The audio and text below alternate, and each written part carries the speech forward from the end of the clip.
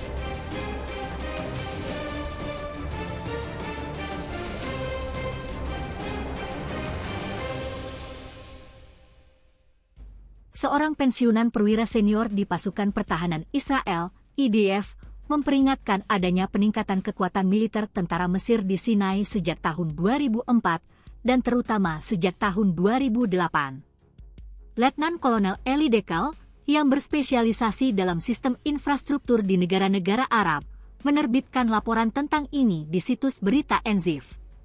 Dekel mulai meneliti laporannya, konsep perdamaian dengan Mesir yang belum dibahas, dan menyelidiki masalah ini 6 tahun lalu, dan dia mencapai kesimpulan yang berbahaya.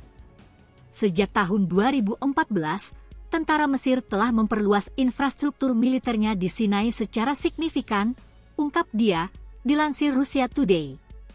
Pada tahun 2014, setelah masa kerusuhan regional dan penggulingan Ikhwanul Muslimin dari kekuasaan di Mesir pada tahun 2013, pembangunan infrastruktur militer di Sinai dipercepat, dan pada saat yang sama proses pembelian senjata canggih mulai dilakukan, tulis Dekel.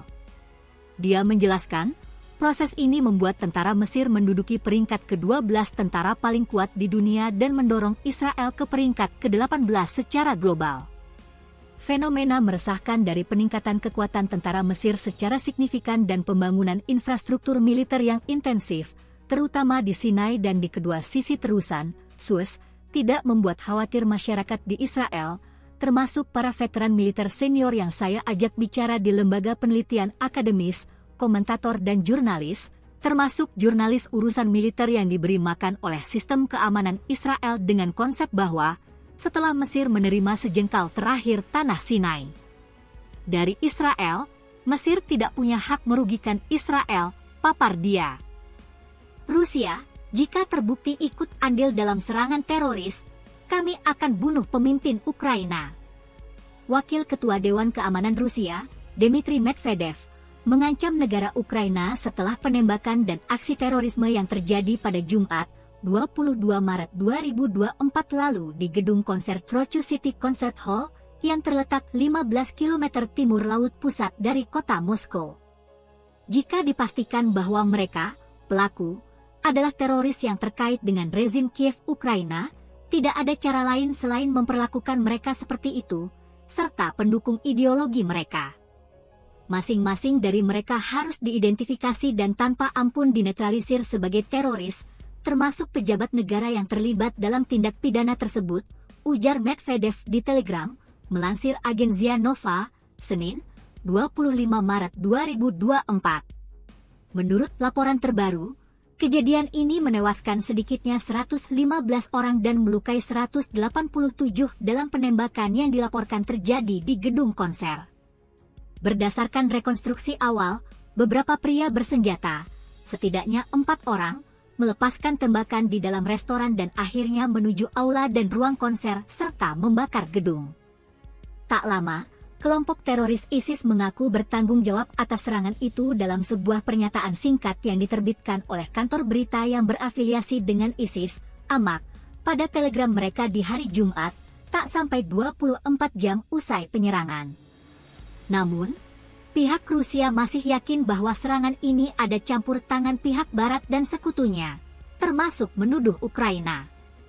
Ini adalah serangan teror paling mematikan yang terjadi di Moskow dan Rusia dalam beberapa dekade terakhir. Serangan pada hari Jumat ini terjadi kurang dari seminggu setelah Presiden Vladimir Putin kembali memenangkan pemilu untuk mengamankan masa jabatannya lagi untuk kelima kalinya, memperkuat cengkeramannya pada negara yang ia pimpin. Posisi Israel dinilai genting, 30.000 rudal bisa dilepaskan Hizbullah bombardir Gusdan. Hari ke-21 operasi Tufan Al-Aqsa, posisi Israel di perbatasan Lebanon saat ini dinilai genting. Pasalnya 30.000 rudal jarak jauh Hizbullah disebut dapat menjangkau wilayah penduduknya. Media-media rezim Zionis mengatakan para pejabat pemerintah Tel Aviv meyakini bahwa pasukan rezim ini tidak memiliki kemampuan memadai untuk melawan Hizbullah. Pasalnya militan dari Lebanon ini dinilai mengetahui rencana serangan Israel. Hizbullah kemungkinan sudah mempersiapkan serangan balasan untuk menggagalkan langkah Zionis. Hari ini langkah mewujudkan dengan serangan primitif terhadap Hizbullah tidak bisa dilakukan. Pasalnya Hizbullah mengembalikan atau mengetahui dengan baik kemungkinan serangan Israel dan pasti sudah memperingatkan semua untuk menggagalkannya, tulis media Zionis. Kelompok militan yang diduga didukung oleh Iran ini disebut memiliki sedikitnya 30.000 rudal jarak jauh.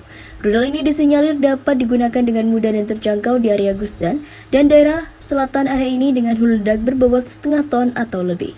Sementara media-media Zionis mengakui bahwa Israel dalam 75 tahun terakhir tidak pernah mendapatkan ancaman semacam ini seperti yang dilakukan oleh Hamas.